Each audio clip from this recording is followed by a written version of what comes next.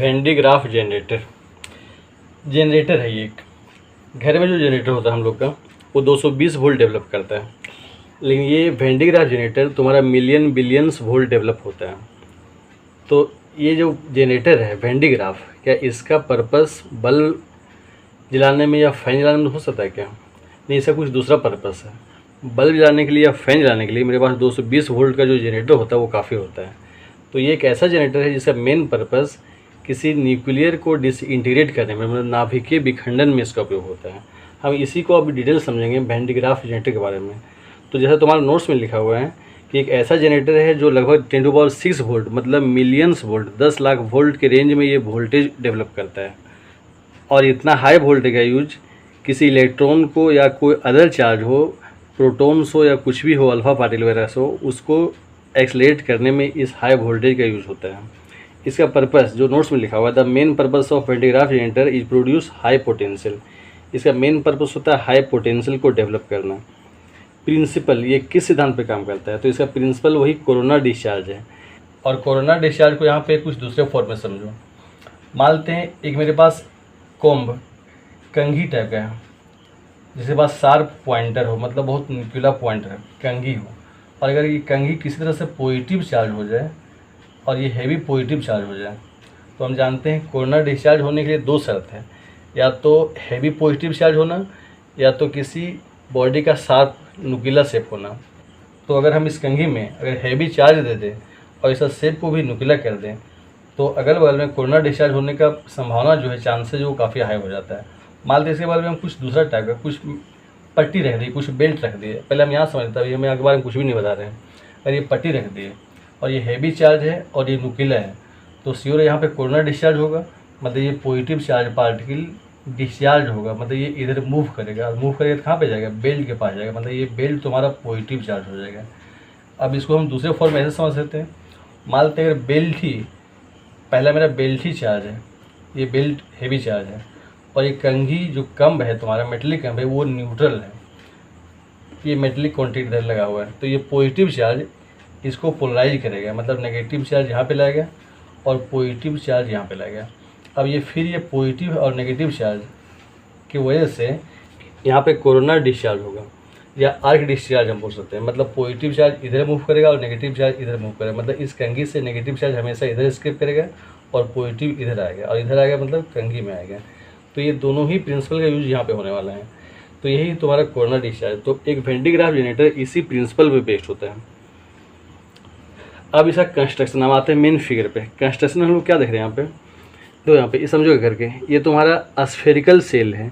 मान लो जो घर में डेगची होता है एल्युमिनियम का, लोहा का, उस टाइप का ये डेगची है, और उल्टा इस टाइप का शेप में रखा हुआ है, और इसका जो सपोर्ट है नीचे वो किसी इंसुलेटिंग स्टैंड से, मानते हैं लकड़ी का कुछ सपोर्ट है, इस तरह से स्टैंड किया हुआ है देखिए इस टाइप से। अब इसके अंदर में एक बेल्ट, फैब्रिक बेल्ट है, ये रन कर रहा है किसके हेल्प से? दो पुल्ली के हेल्प से। ये पुल्ली P1 है, ये 2 पुल्ली घूम रहा है, ये किसी मोटर के हेल्प से ये पुल्ली घुमाएंगे अगर हम, तो श्योर ये बेल्ट भी घूमेगा। अभी हम देखेंगे इसको, एनिमेशन से अच्छा समझेंगे। तो दो पुल्ली P1 पुल्ली P2 के हेल्प से एक फैब्रिक बेल्ट रन कर रहा है, घूम रहा है, और पुल्ली P1 के नज़दीक एक मेटलिक कम्ब लगा हुआ है C1, इसको हम बोलते हैं स्प्रे कम्ब। क्यों स्प्रे कम्ब बोलते हैं अभी समझ में आएगा। और ये कम्ब के साथ में एक हाई वोल्टेज रेक्टिफायर, मतलब एक हाई वोल्टेज सप्लायर यहाँ पर जुड़ा हुआ है, ग्राउंडेड है, मतलब श्योर ये अर्थिंग है, न्यूट्रल नेगेटिव चार्ज है, ये पॉजिटिव चार्ज का एक सोर्स हो गया। अर्थिंग अगर इधर है तो ये पॉजिटिव चार्ज का सोर्स हो गया, मतलब ये कंघी तुम्हारा पॉजिटिव चार्ज का सोर्स है। और ये पुल्ली P2 के नज़दीक में एक दूसरा कम्ब है, इसको हम बोलते हैं कलेक्टिंग कम्ब। क्यों बोलते हैं कलेक्टिंग कम्ब, अभी बताएंगे।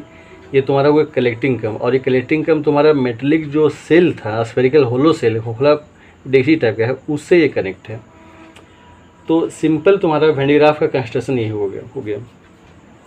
इसी फिगर को जो 3 डायमेंशनल वीडियो है उससे समझ लो। हम क्या देख रहे हैं यहाँ पे, एक बेल्ट है जिसमें 2 पुल्ली अटैच्ड है, एक पुल्ली अपर एंड में जो किसी स्फेरिकल सेल के इनसाइड है, और एक पुल्ली लोअर एंड में जो एक मोटर से कनेक्ट है। एक comb, metallic comb, lower pulley के नज़दीक कनेक्ट है।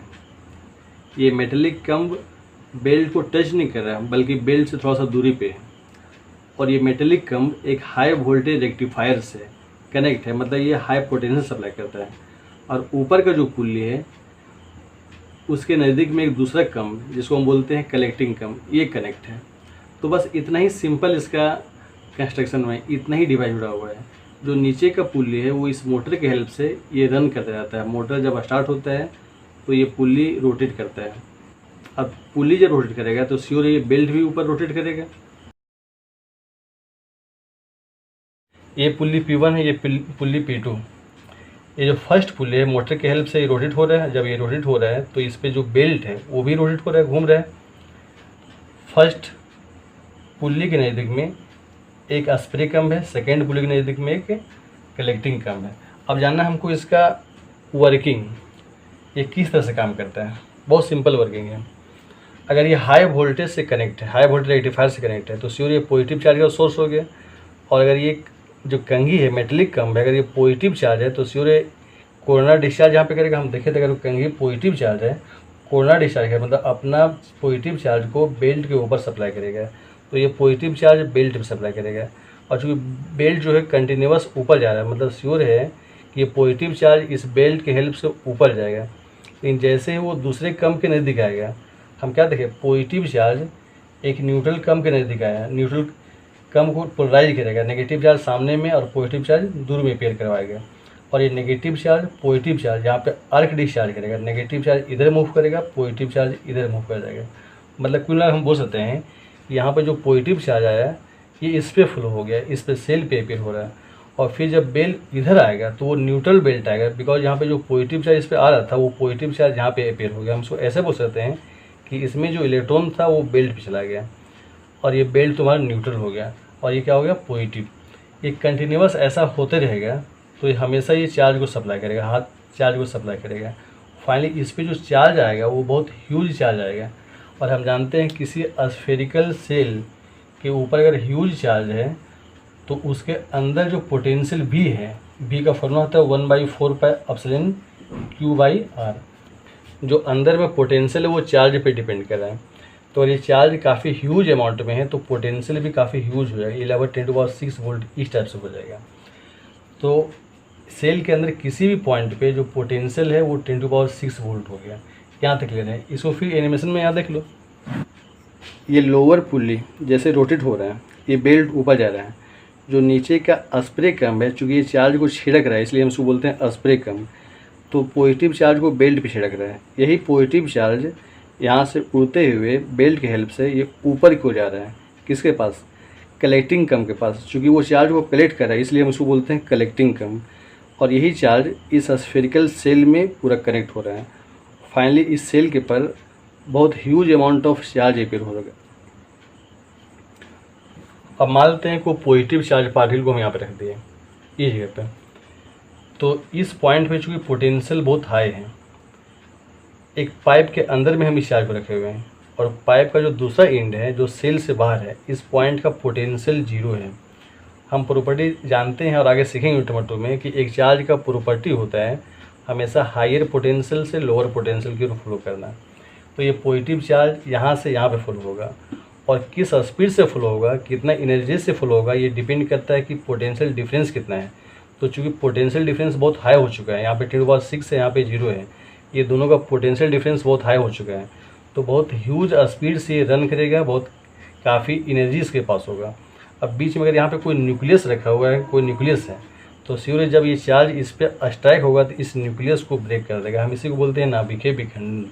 तो इतना हाई वोल्टेज डेवलप करने का मेन पर्पस को बल्ब या फैन चलाना नहीं है, बल्कि इस हाई पोटेंशियल का मेन पर्पस था किसी न्यूक्लियस को ब्रेक करना, मतलब किसी चार्ज को हाई एनर्जी देना, हाई स्पीड देना, जिसकी वजह से किसी न्यूक्लियस को ब्रेक कर पाए। तो बस सिंपल यही तुम्हारा फैन डायग्राफ जनरेटर।